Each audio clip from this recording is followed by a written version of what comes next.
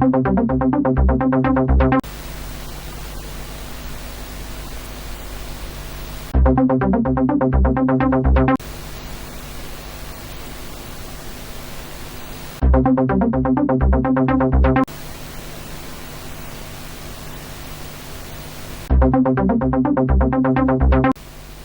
in our sports today, sports record champions Egypt secure AFCON slot after stalemate with Kenya.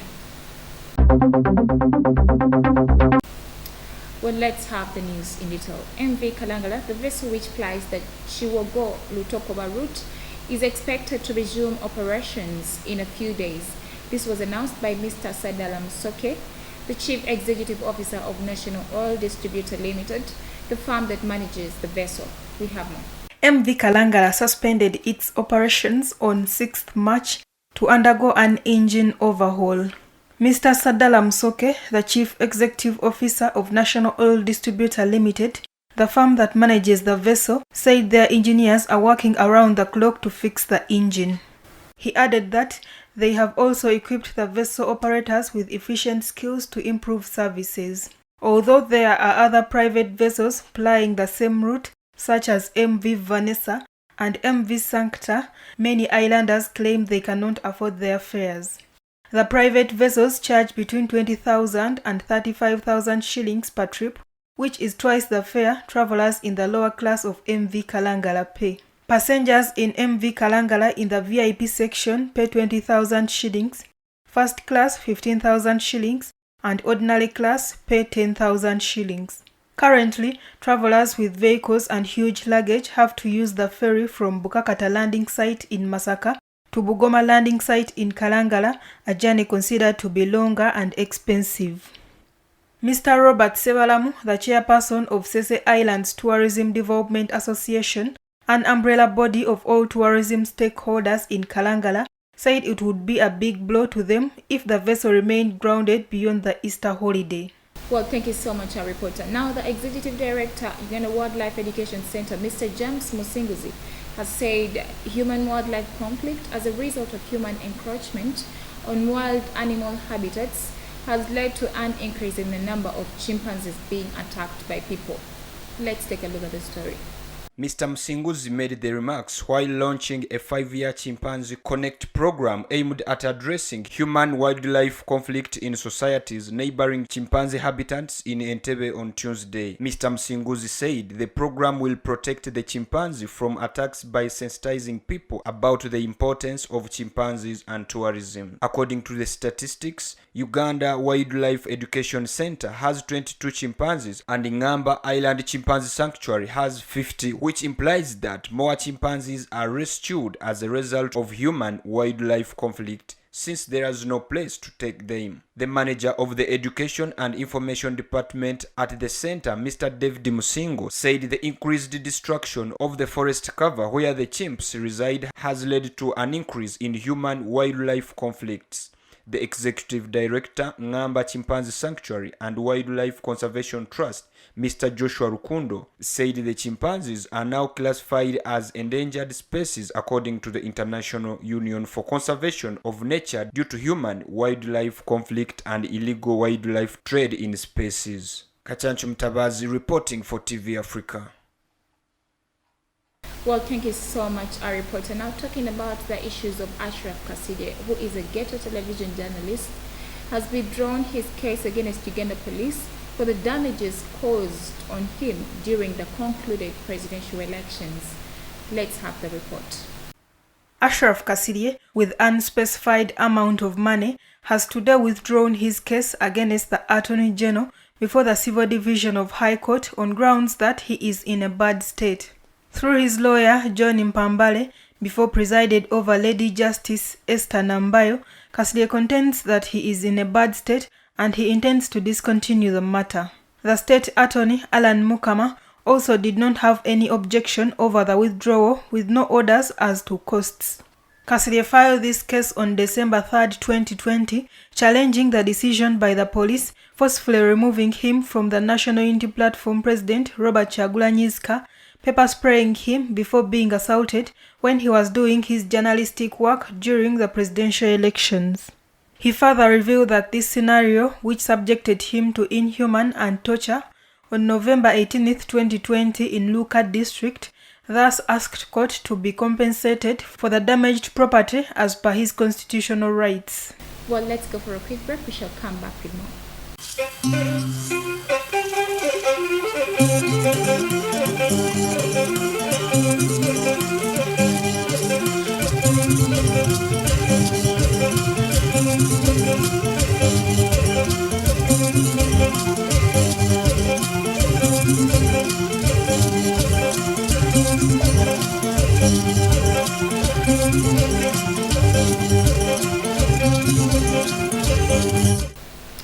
Welcome back from the break. You're still watching TV Africa, the right to know.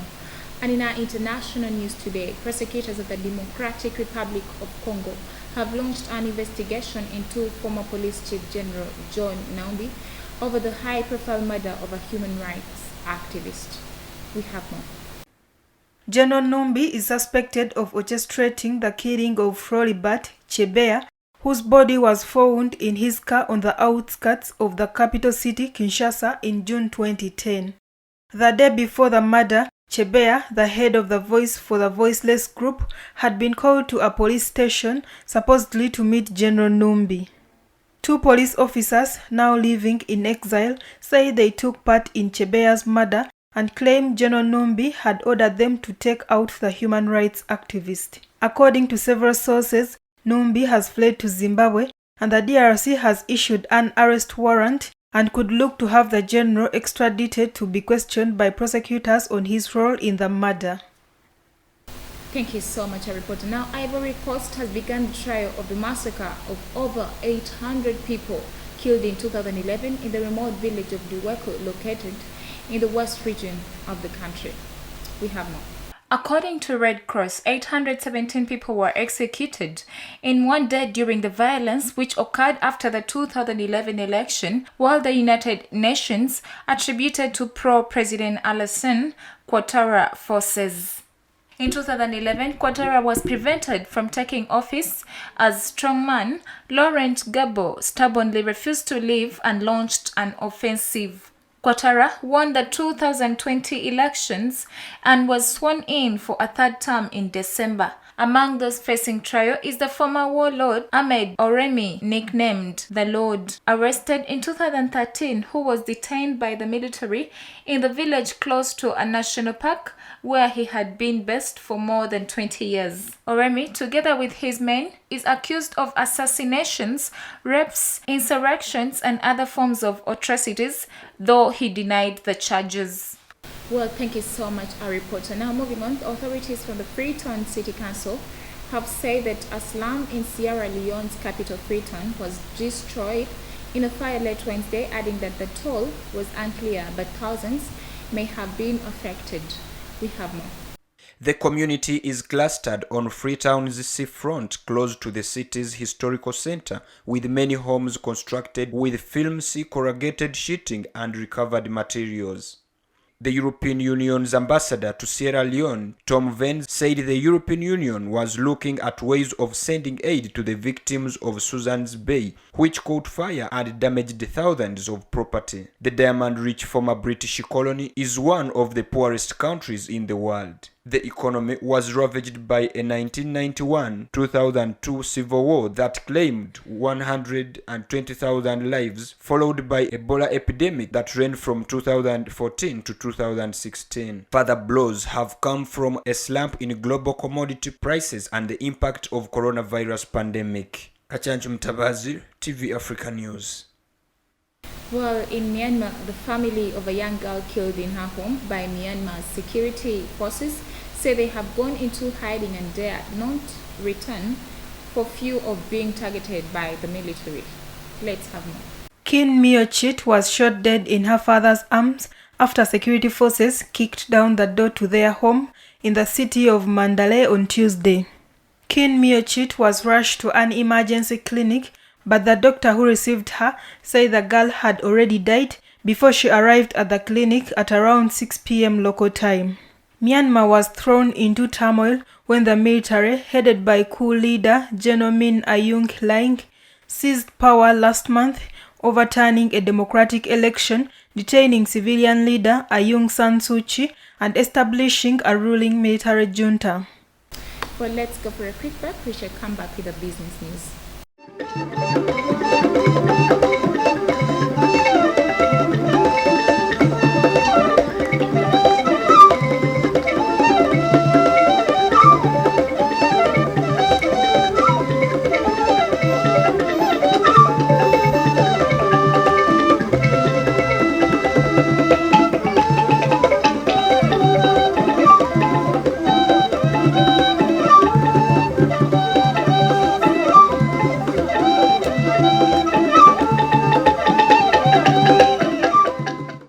Welcome back from the break. You're still watching TV Africa, the right to know. In our business news today, with each passing day, the closed Suez Canal in Egypt is costing an estimated $9 billion worth of goods that should be passing through the waterway, according to famed shipping journal Lloyd's List. Our reporter has more.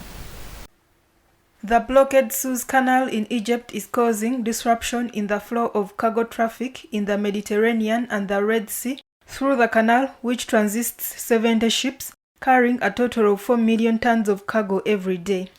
It means millions of tons of cargo traveling to various destinations the world over have now been sitting idle since Tuesday night of 23rd March. The vessel is one of the world's largest container ships, carrying 20,000 containers and weighs more than 200,000 tons. Chairman of the Suez Canal Authority told the media that despite the blockade, some cargoes have been able to move south, adding that efforts to remove Ever Given to free up traffic will continue. According to shipping experts, if the blockade is unlikely to be lifted in the next 24 to 48 hours, some shipping companies could be coerced to divert ships around the southern tip of Africa. This will add about a week to the voyage.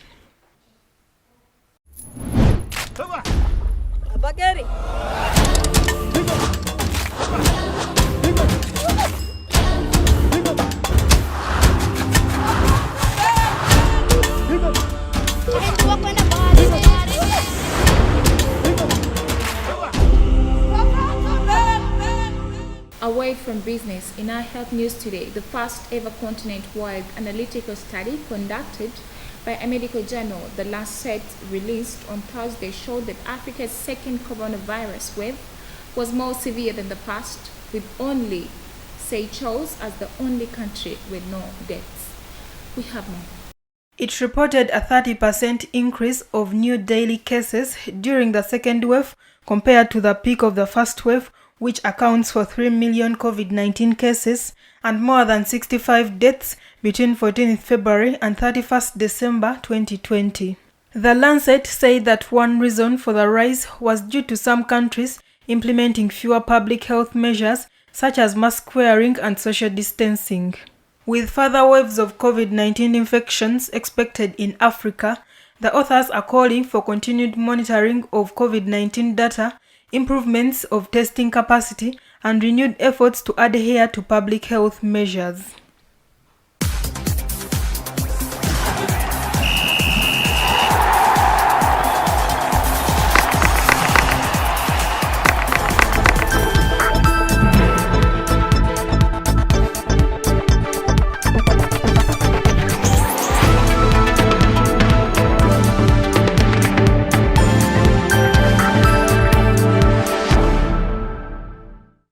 Well, thank you so much, our reporter. Now, in our sports news today, 7 times Africa Cup of Nations record champions Egypt have secured their place at the next year's edition in Cameroon, following a 1-1 draw with Kenya on Thursday.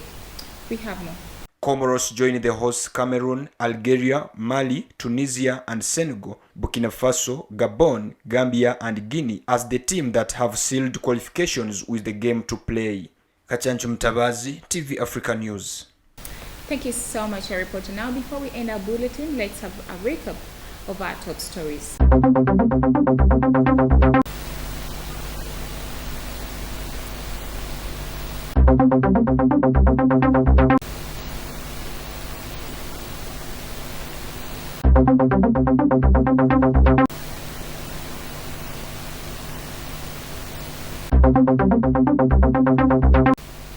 And in our sports today, sports record champions Egypt secure AFCON slot after stalemate with Kenya.